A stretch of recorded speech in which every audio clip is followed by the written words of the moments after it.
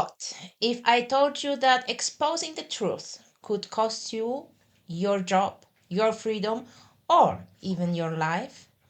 In a world full of secrets, whistleblowers are the last line of defense.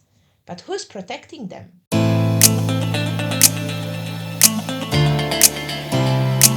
Welcome to the People's Perspective, where we unpacked what matters, decoded for people who actually think. Keep watching till the end for the happy news of the week.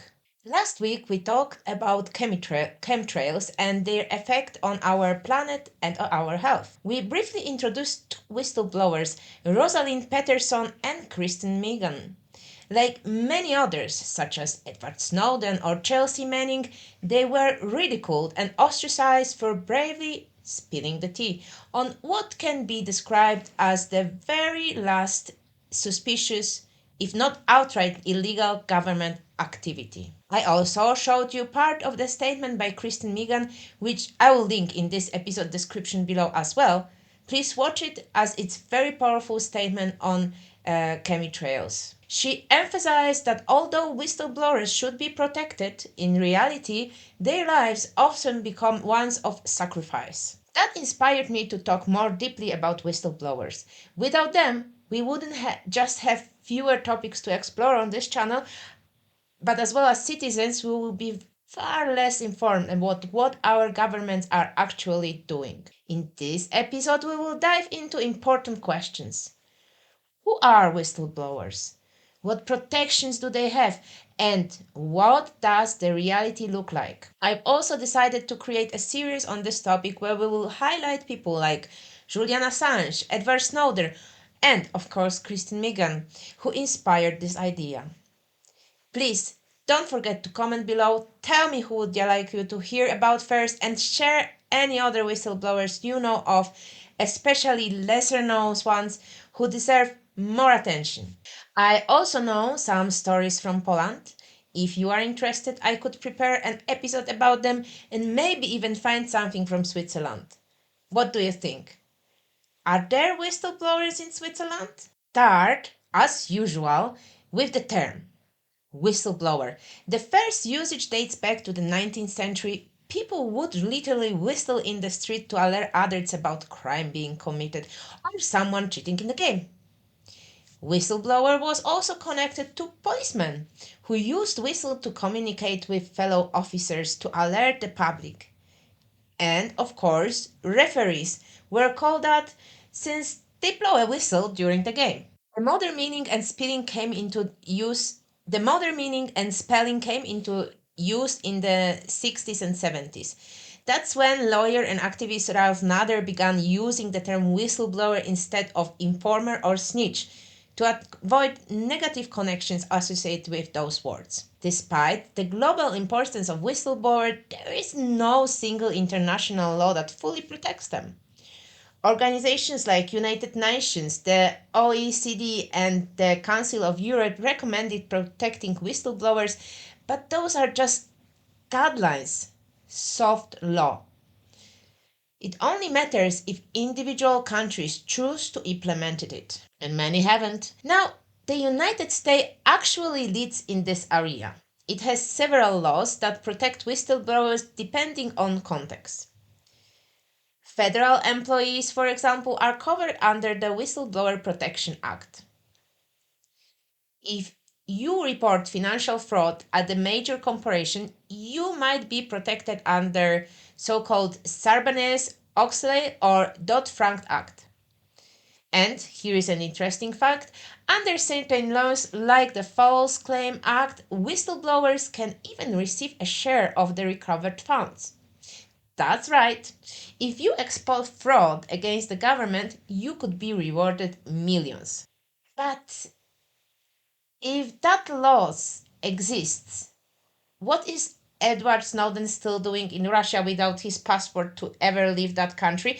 And why Julian Assange spent 10 years in prison? It's not all sunshine and payouts. Even in the USA, whistleblowers offers face retaliation, sometimes subtle, sometimes brutal. And many end up in long legal battles just to clear their names or get their jobs back. Just ask Kristen Meghan or Chelsea Manning. Now, let's look at Europe. In 2019, the EU passed a directive to protect whistleblowers across all member states. It requires companies and public institutions to set up reporting channels, ensure confidentiality, and protect whistleblowers from retaliation. In certain cases, it even allows public disclosure. Sounds great, right? Well, here's the catch. Not all EU countries have implemented it properly. Some are still dragging their feet, watering down the rules in the process. So, depend on where you live in Europe, your legal safety might still be weak.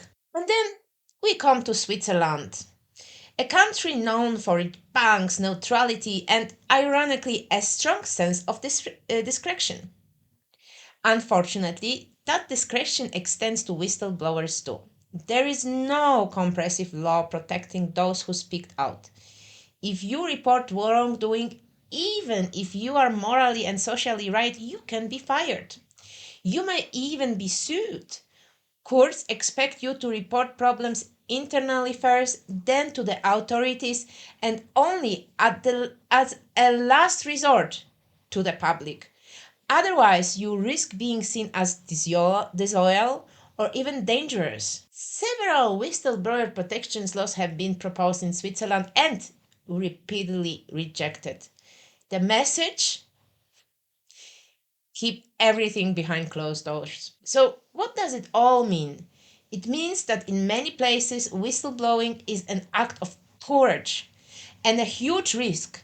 You are not just exposing corruption or danger, you are putting your job, your safety, and sometimes your entire life on the line. Some countries reward that bravery, others punish it. To close, let me return to Kristen Meghan's words about her life after blowing the whistle.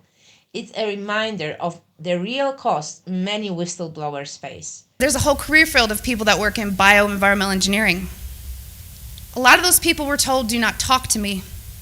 Do not talk to her. Do not email her. They were given no contact orders. Because my biggest thing was, if I'm just so, dishonest, don't you think somebody would come out and say, she was never in the military or something negative to discredit me? They've ignored me, but they've tried to silence me. Every time I fly, I am pulled into a secret room. I literally am tagged in the system for the TSA. It is difficult. But here is a deeper issue. Without whistleblowers, democracies weaken, corruptions flourish in silence, accountability dies in the shadows. If we want transparency in government, in business, in healthcare, we need to start treating whistleblowers not as threats, but as guardians of truth. Because sometimes the only thing standing between a cover up and the truth is one person brave enough to speak. So next week, I will try to blow a little whistle and explain to you why this year Pride protest in the capital of Hungary, Budapest, was nothing short from the truckers' protest in Canada a few years ago. How brave are all those people who stood up for what they believed and showed up on the street to oppose the government action, and how freedom of speech and expression is being challenged on both sides of political spectrum. Hi guys, thank you for watching my videos. We have now a group of 92 returning viewers. That is amazing. Thank you everyone who returns to my videos. This means a lot to me, and thank you for everyone who subscribed and keep watching until now. We will get to the comment section right away and finish with happy news of the week afterwards.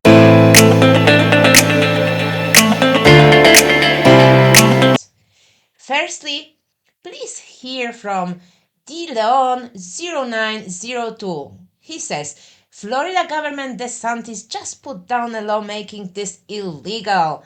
All other states should follow suit. Blue state will surely not follow. Dillon is talking about chemtrails, as that was the topic of the last video. I do not know if the blue state will surely not follow, but possibly, unfortunately.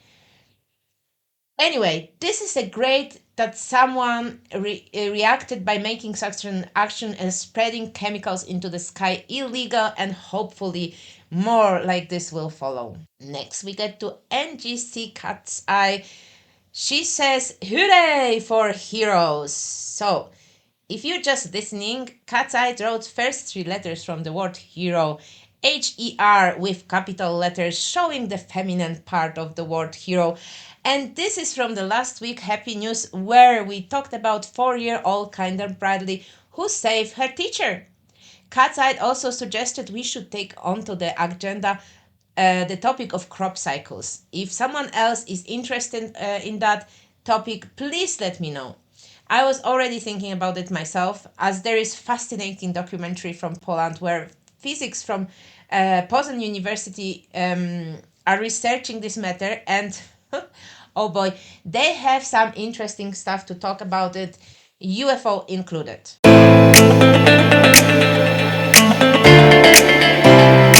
When most people see a burning building, they keep driving. But Tomasz Zaremba, a truck driver from Poland living in Dublin, is not most people. On Monday, he saw flames pouring out of second store window. One man had already jumped injured. Another was trapped with fire behind him and deadly dropped below. Zaremba didn't hesitate. He reversed his truck right up to the window, turning his trailer roof into a lifeline. The man jumped and survived. Zaremba calmly waited to help more than finish his deliveries like it was just another day. His employer, Eurospar, said they are proud, but honestly, we all should be. Ordinary people can do extraordinary things. Thank you for watching till the end, and as always, stay informed, stay engaged, and remember, knowledge is the key.